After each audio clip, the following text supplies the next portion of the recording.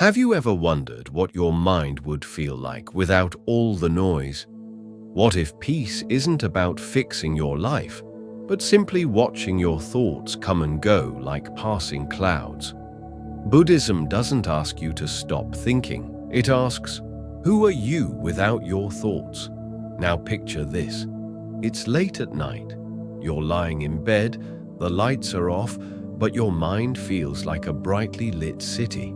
You want to rest, but thoughts race by like cars on a highway. Worries about work, unfinished tasks, conversations from earlier, they all keep flashing through. You're exhausted, but your mind won't let go. This is not rare. It happens to all of us, every single day. The moment we open our eyes in the morning, our mind kicks into gear. We replay yesterday's mistakes. We plan for tomorrow's unknowns. Even while brushing our teeth, we're somewhere else. It's like there's a non-stop commentator living in our head, narrating everything, loudly, constantly. What's even more surprising, most of us never realize it's happening. But Buddhism points to a quiet truth. Real peace begins when we stop being slaves to our thoughts and start observing them instead. This teaching isn't about emptying your mind, it's about seeing clearly, watching the thoughts without getting pulled into their current. So here's the question, can we quiet that inner voice? Is it truly possible to stop overthinking? And if we can, what will we discover in that silence? The answer is simpler than you think, and it might forever change the way you experience your mind. Chapter 1. The Problem of Endless Thinking. Have you ever stood in the middle of a crowded street in a noisy city? Horns blaring, people shouting into phones, sirens in the distance. It's chaotic, overwhelming. Now imagine all that noise inside your head. That's what an overactive mind feels like. From the moment you wake up, thoughts flood in. Maybe you recall a strange dream or begin worrying about the day's tasks. Some of those thoughts are useful, like remembering your keys. But most, they're just background static, mental clutter. It's like trying to have a heart-to-heart in a noisy cafe. You want to focus, to truly listen, but your mind keeps getting pulled away. Or picture yourself sitting quietly, watching a breathtaking sunset. The sky is painted with soft orange and purple, but your mind is somewhere else. Why did I say that at work? What if they misunderstood? Your body is present, but your attention is far away. This is not just tiring, it's draining. It's like carrying a heavy backpack all day, one you didn't even need to bring. The Buddha shared a powerful image to explain this. He spoke of two arrows. The first arrow is life's unavoidable pain, loss, illness, disappointment. The second arrow, that's the one we shoot at ourselves. It's the endless cycle of why me? This isn't fair, I can't stop thinking about it. It's the mental suffering we add to the real pain. But the Buddha taught something deeply liberating. Whatever has a beginning has an end. Let go and find peace. So why is our mind wired this way? Modern science gives a clue. Inside our brain is something called the default mode network, DMN, a kind of mental radio constantly playing. It pulls us into past regrets and future anxieties. That's why silence often feels uncomfortable, because we're addicted to thinking. But here's the secret. You don't have to believe every thought that shows up. Once the Buddha asked a student, "Where is your mind right now?" The student replied, "It's thinking about many things." The Buddha smiled and said, "If you can see your thoughts, you are already awake." That awareness, that simple noticing, is the key. Think of it like this. Thoughts are like traffic on a busy street. When you're lost in thought, you're in one of the cars, speeding along. But when you're aware, you're standing on the sidewalk, watching the traffic pass, calm, still, free. Or imagine clouds drifting across the sky. You don't try to grab them or stop them. You just observe. Your thoughts are no different. Even scientists agree. Mindfulness meditation, the art of being fully present, can reduce the noise of the DMN. It's like lowering the volume on the brain's chatter. Thoughts still arise, but they no longer drive your life. And this is the deep truth. You are not your thoughts. Peace doesn't come from forcing thoughts to stop. It comes from realizing your thoughts are like clouds, and you are the sky itself. The sky is vast, open, and untouched, no matter what passes through it. Chapter 2. What happens when thinking stops? Earlier, we explored how observing our thoughts can bring clarity, like stepping out of a speeding car to simply watch the road from the sidewalk. But what if the traffic stops altogether? What happens when the mind finally quiets down? Think back to the last time you looked up at the sky after a gentle rain. The clouds had parted. The air felt fresh and light. There was a softness in everything, a stillness that made the world seem more vivid, more alive.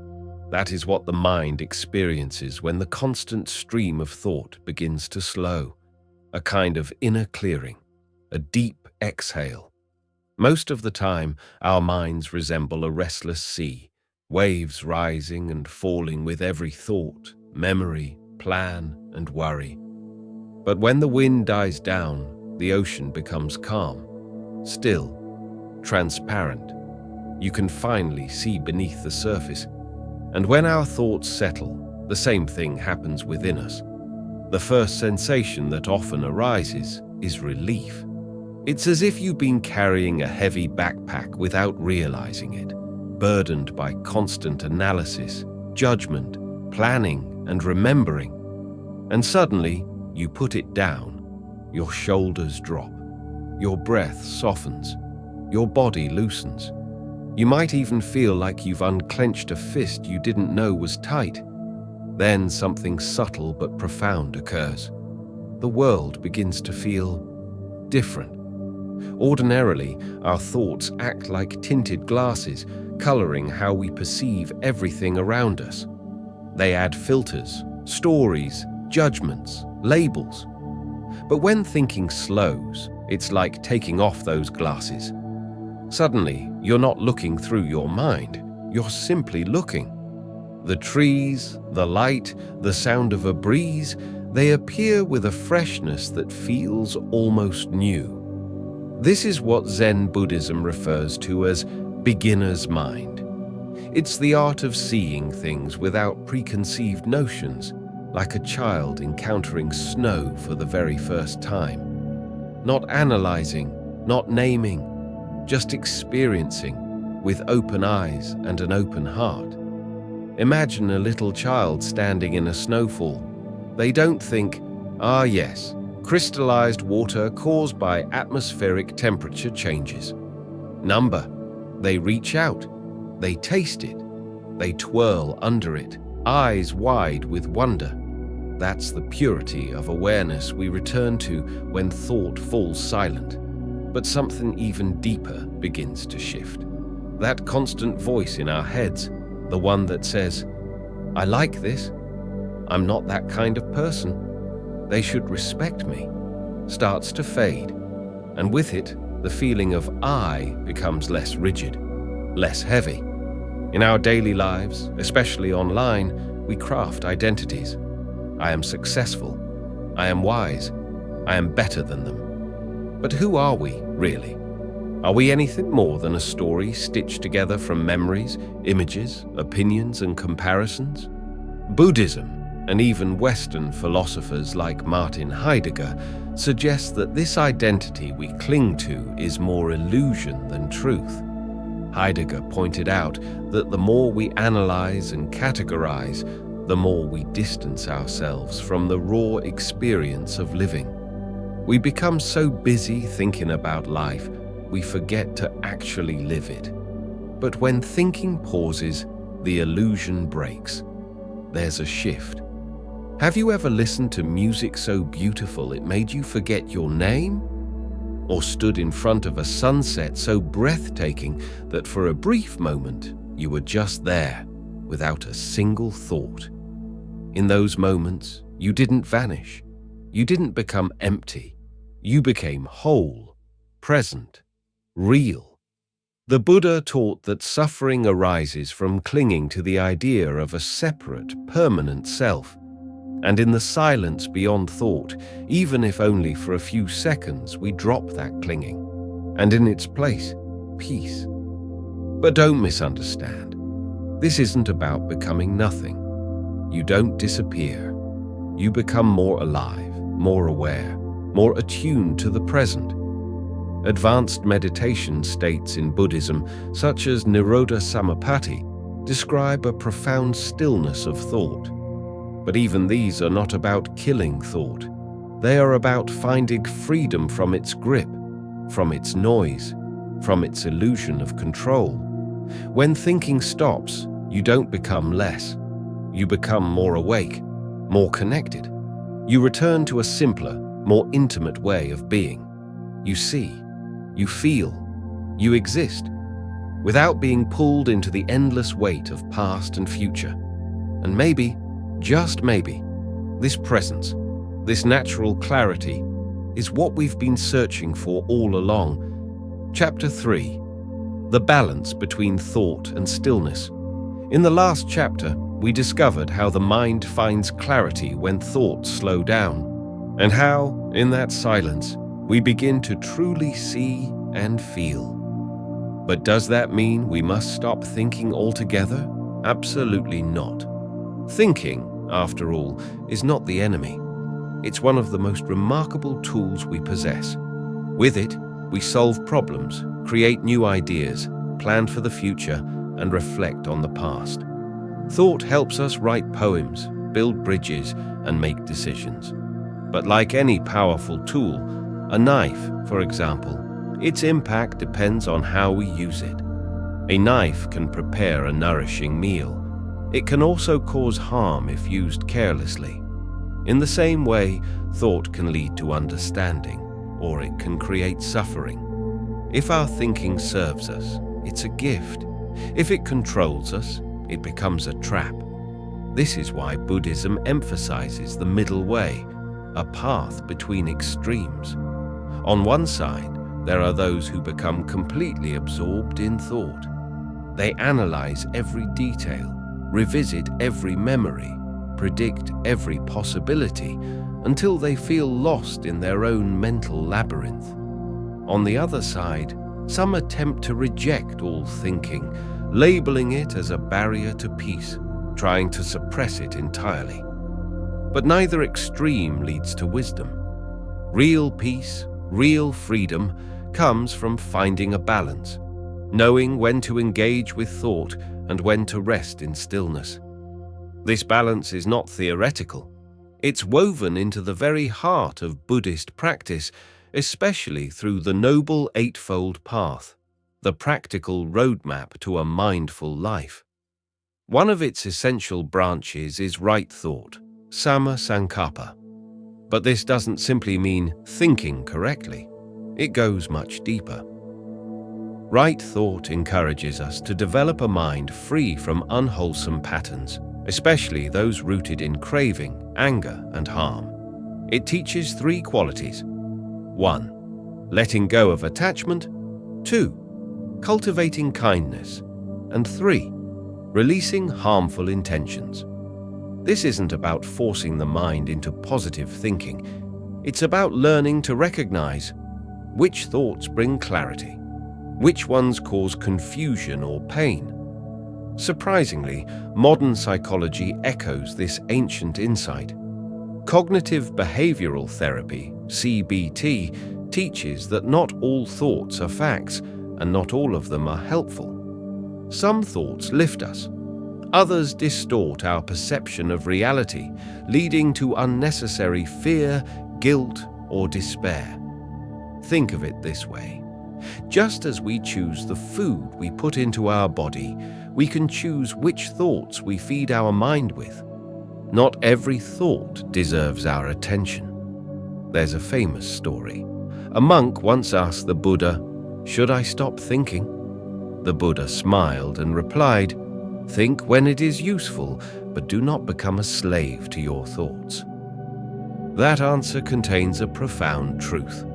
The mind is like a river, always flowing, always moving. But we don't need to be swept away by every current. Sometimes we must wade in and think carefully, like when we're solving a problem or making an important decision. But at other times, especially when we're spiraling in regret, anxiety, or self-doubt, thinking only adds weight. In those moments, the wisest act is not to resist the mind, but to step back, to observe, to allow thoughts to pass like clouds in a silent sky. This is not about suppression or control. It's about awareness. A master musician doesn't play every note just because they can. They choose each one with care, weaving harmony from the dance between sound and silence. Likewise, the wise person doesn't overthink, nor do they fear thought. They use it with clarity, with presence, with intention. This is the heart of the teaching. Wisdom is not found in endless thinking, nor in avoiding thought altogether, but in using the mind skillfully, with awareness. Chapter 4. What if thinking stops completely? In the last chapter, we learned that wisdom doesn't lie in erasing all thought, but in using thought wisely, like a skilled musician choosing the right notes to create harmony between sound and silence. But now, a deeper question arises. What happens if all thinking stops entirely? The mind is often compared to a flowing river, endlessly moving with thoughts, emotions, sensations, and perceptions. But imagine this. What if that river, for a moment, simply ceased? No movement, no ripples, just pure stillness. What would remain in that silence? Would awareness still be there? Or would everything, including the self, vanish into nothingness? To answer that, we first need to understand that the absence of thought does not mean the absence of awareness. There are profound moments in deep meditation when all thinking pauses. And yet, the practitioner does not fall into unconsciousness. The mind is quiet, yes, but vividly awake. It's not asleep, and it hasn't disappeared. It's just free. But can we go even further? Is it possible to completely stop all thinking, all sensation, all perception? And if so, what would that experience be like? Buddhist tradition speaks of a rare and advanced meditative state called Nirodha Samapatti, the cessation of perception and feeling. In this state, all mental activity ceases. No thoughts, no sensory input, no awareness of time, space, or self. The Buddha described this in the Udana with poetic clarity. There is, monks, an unborn, unbecome, unmade, unconditioned. There is neither earth, nor water, nor fire, nor air, neither this world nor another world. No coming, no going, no standing still. This is not sleep. This is not unconsciousness. This is something beyond ordinary human experience. It is pure stillness, a silence so complete that even the sense of I dissolves. Those who have touched this state and returned describe it not with excitement, but with reverence. Words fail to capture it. It is not peace as we know it. It is peace beyond knowing. But such an experience raises a powerful question. If all thought were to stop forever, what would be left? Could a person live, love, or even function without thought? Even enlightened beings, those who have awakened, still think. They still speak, still teach, still move through daily life. But there is a difference. Their thoughts arise naturally, serve their purpose, and pass away, without grasping, without resistance, without pain.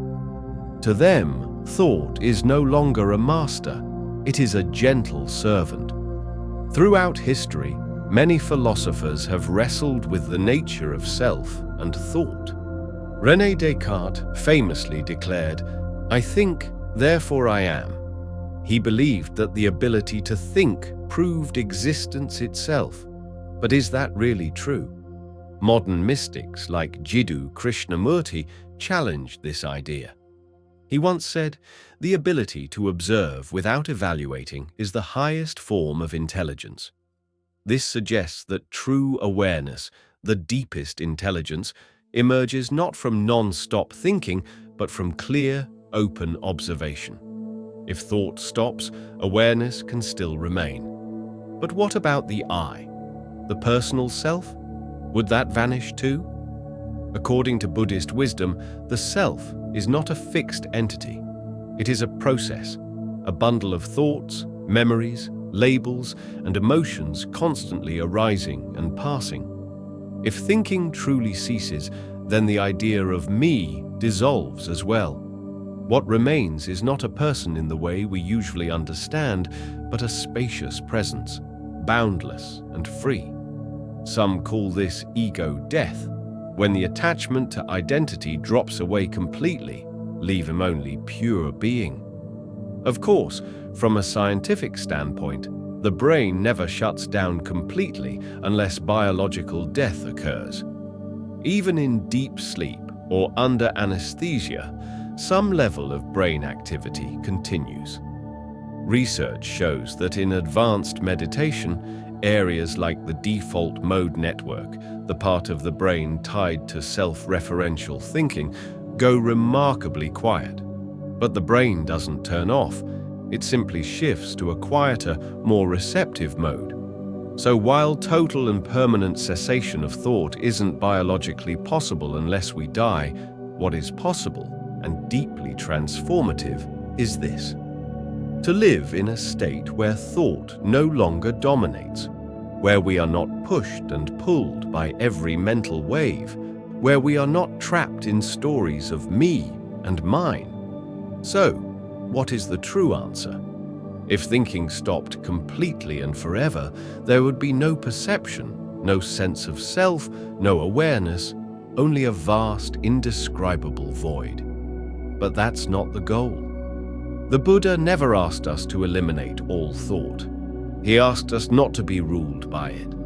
Freedom, then, is not found in erasing thought, but in resting beyond it, in the vast stillness that remains untouched by the mind's chatter. And in that stillness, we don't vanish. We awaken, not into nothingness, but into something deeper than thought, pure awareness. If this message touched something deep within you, consider subscribing to Buddhism Seeds. Like the video, share it with someone who needs peace, and gently leave a comment below. We'd love to hear your reflections. Your support helps these timeless teachings continue to grow.